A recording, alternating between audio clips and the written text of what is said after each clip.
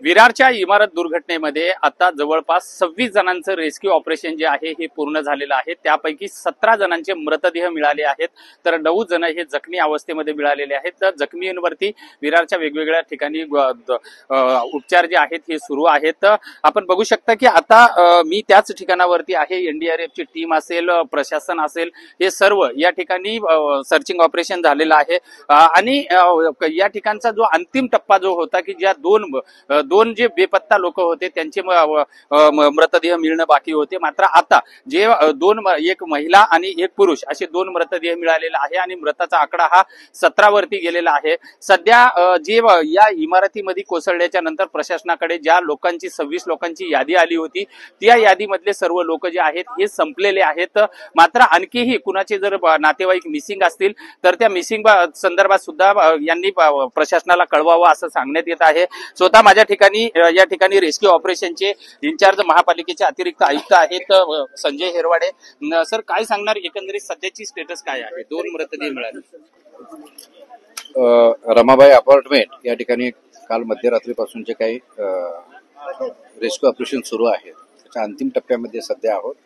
आता या ठिकाणी सकाळपासून शोधकार्य घेतल्यानंतर 2 रहिवाशांचा या ठिकाणी मृत व्यक्तींचा या ठिकाणी आढळ झालेला आहे।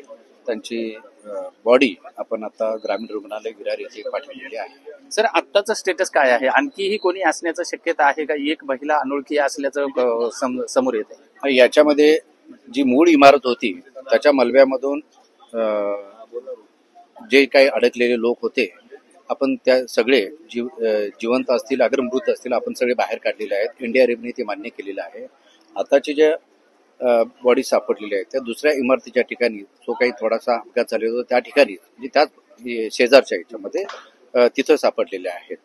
शक्यता कमी वाटते की या ठिकाणी अजून कोणी आता सापडला असेल, शक्यता कमी आहे। जे 2 मृतदेह सापडलेले आहेत त्याची ओळख पटलेली आहे? त्यातल्या एकाची ओळख पटलेली आहे। एकाचं ओळख पटवण्याचं काम हे आता सध्या विरार हॉस्पिटल या ठिकाणी, विरार ग्रामीण रुग्णालय या ठिकाणी सुरू आहे।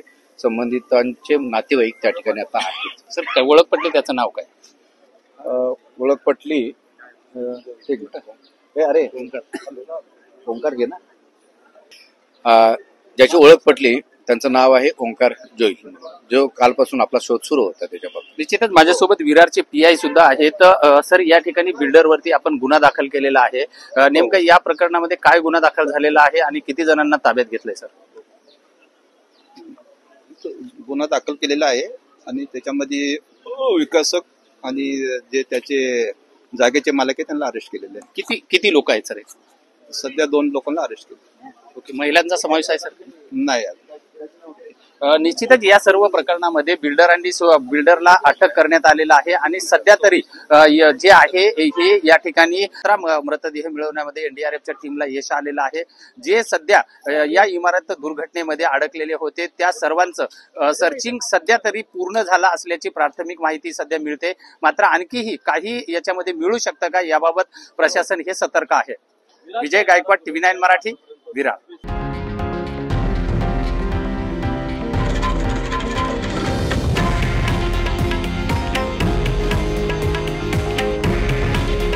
हे आहे देशातील नंबर 1 न्यूज नेटवर्क आणि आपण पाहत आहात TV9 मराठी। काळजी तुमची, हित महाराष्ट्राचं।